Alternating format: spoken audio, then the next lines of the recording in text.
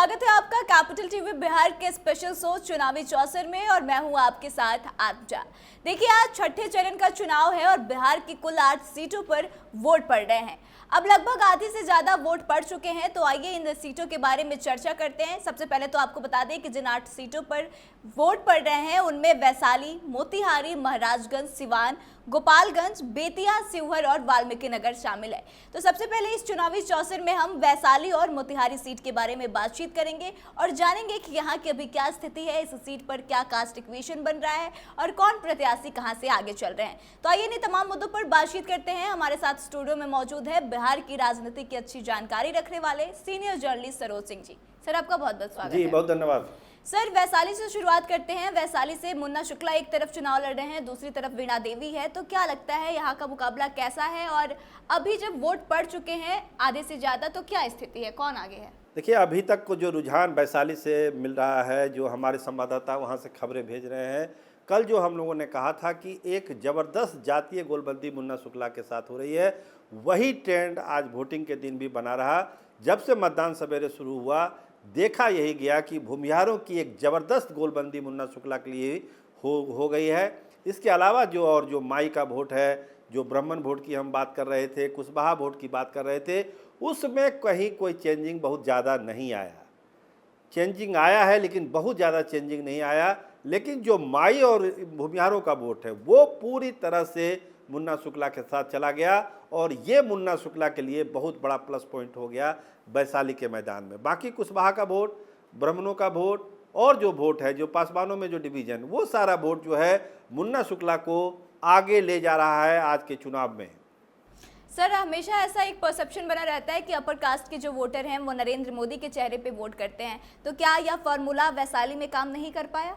देखिए, जो दूसरे अपर कास्ट के वोटर हैं, जैसे आप राजपूतों की बात कर लीजिए, वो तो हैं ही बीना सिंह के साथ, क्योंकि खुद वो राजपूत प्रत्याशी हैं, ऐसे भी वोट उनको जाना ही जाना था। लेकिन मुन्ना शुक्ला ने जो एक चक्रव्यूह रचा है अपने कास्ट के लिए, भूमिहारों के लिए, वो उस चक्रव्यूह को बीना देवी या उनके पति दिनेश सिंह नहीं तोड़ पाए, भूमिहारों के वोट में डिवीजन नहीं करा पाए।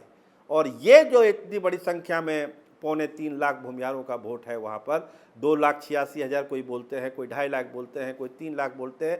एवरेज अगर हम 2.5 लाख भी मान के चलें तो वो वोट में सेंधमारी नहीं होना बीना देवी के लिए एक बड़ा नुकसान हो गया वहाँ पे। सर, इस बात की चर्चा चल रही थी पिछले 2-3 दिनों से कि मुन्ना शुक्ला जो हैं वो ठीक से चुनावी प्रबंधन नहीं कर पाए हैं। क्या लगता है कि अब जब वोट पड़ रहे हैं और चुनाव का आज दिन है, तो क्या लगता है किसके तरफ से चुनावी प्रबंधन में कमी रहेगी?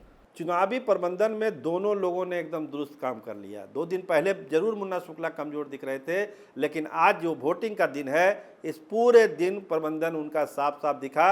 उनके वोटर, जो उनके समर्थक हैं, वो बूथ तक जा रहे हैं, वोट गिरा रहे हैं।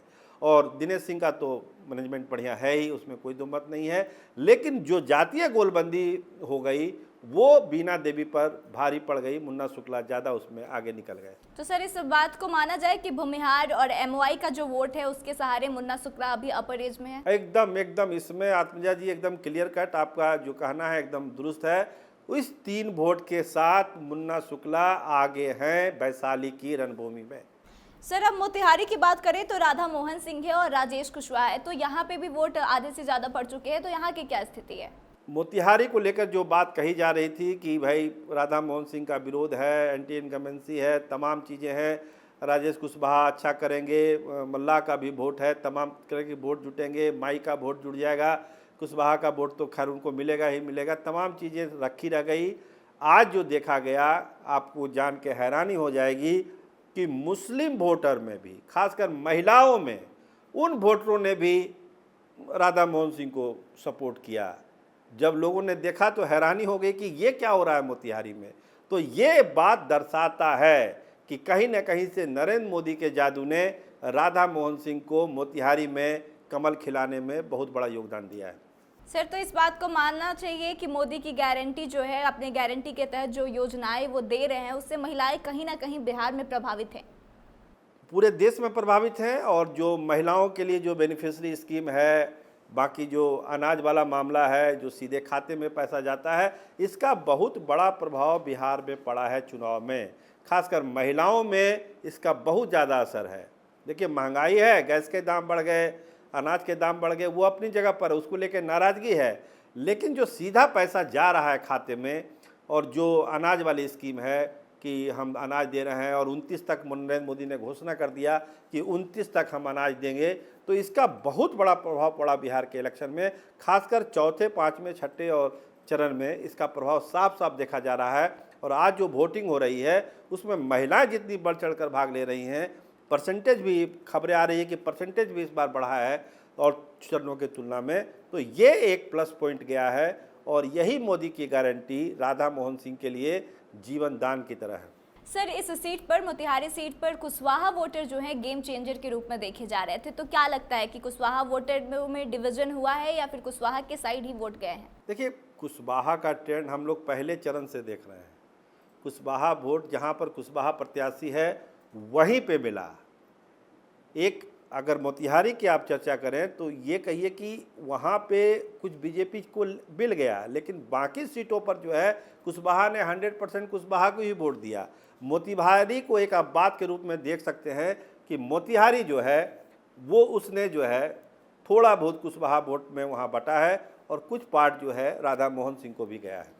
सर, जो कैंडिडेट थे यहाँ से राजेश कुशवाहा, वो वीआईपी पार्टी से थे, ऐसा माना जा रहा था कि मल्लाहों का वोट उनको मिलेगा। क्या लगता है कि पूरा वोट मल्लाहों का जो है इनको मिला है या फिर उसमें भी डिवीजन हुआ? देखिए, अभी तो आंकड़े सब आ रहे हैं, देर रात तक सारे आंकड़े आएंगे, लेकिन अभी जब 5 बजे हम आपसे बात कर रहे हैं, कहा यह जा रहा है कि 75% जो मल्लाहों का वोट है वो जा रहा है राजेश कुशवाहा की तरफ, बाकी जो है वोट जो है कमल के छाप पर ही जा रहा है।